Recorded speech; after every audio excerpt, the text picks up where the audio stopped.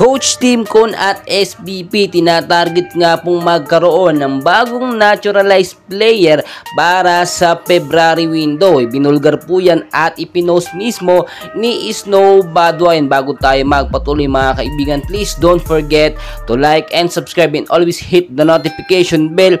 Maraming salamat po. Well mga idol, tulad po ng ating sinasabi, tila malabo ngayon si Justin Noype Brownlee makapaglaro sa Gilas Pilipinas.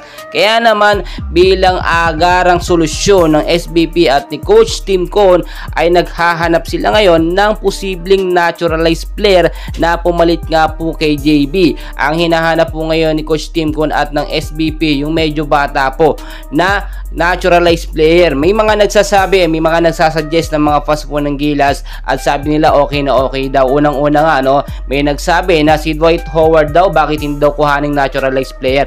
Well mga idol, si Dwight Howard po kasi naglaro na sa Team USA kaya hindi na po siya pwede. Pero kung i-release naman po siya ng Team USA, pwede naman po, wala namang problema doon, mapag-uusapan naman po yan. Isa naman po sa sinasabi ng ilan, itong si Benny Boatwright. Dahil nga po magaling po ito sa outside and inside shooting, ang problema lamang ay tamad po dumepensa. Hindi po kagaya ni JB, talagang all around po kahit yung rebound, yung depensa talagang hataw na hataw Ang sinasabi nila itong si JB, kung kailan tumanda sa kinuhang naturalized player, kaya ngayon daw this time dapat medyo bata daw. So tignan natin mabuti bakit po kinakailangan o bakit naghahanap ngayon ng naturalized player.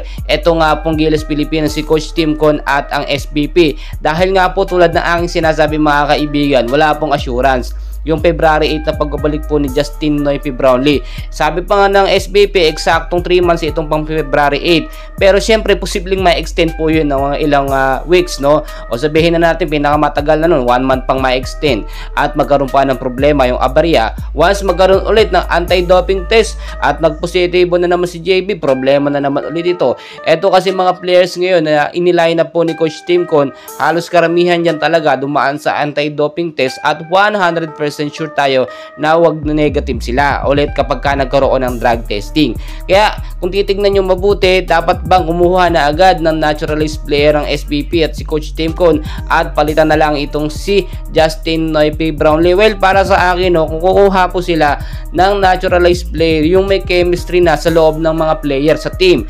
At isa pa, syempre hindi naman yan magdedepende kung bata o matanda, kasi nakita nyo si JB, medyo may edad na rin niyang kinuha naturalized player, pero nakikipagsabayan po sa mga batang player. So wag nating mamaliitin etong si JB.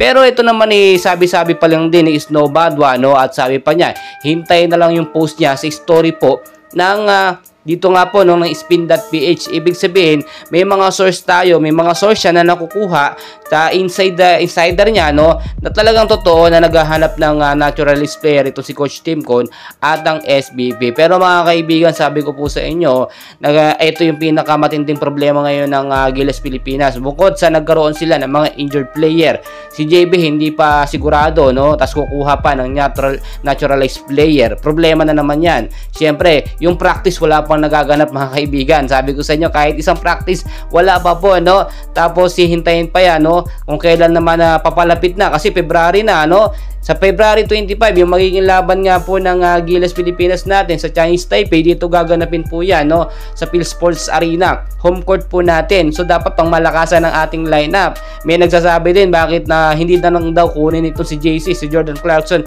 Hindi kasi pwede mga kaibigan, ongoing po kasi ang NBA ngayon, talagang magugulo yung schedule ni JC. Pero tignan natin, update ko kayo sa mga susunod na kaganapan mga kaibigan. Kaya dyan lang kayo, and please huwag nyo kalimutan mag-like and subscribe for more Gilas Pilipinas update. Marami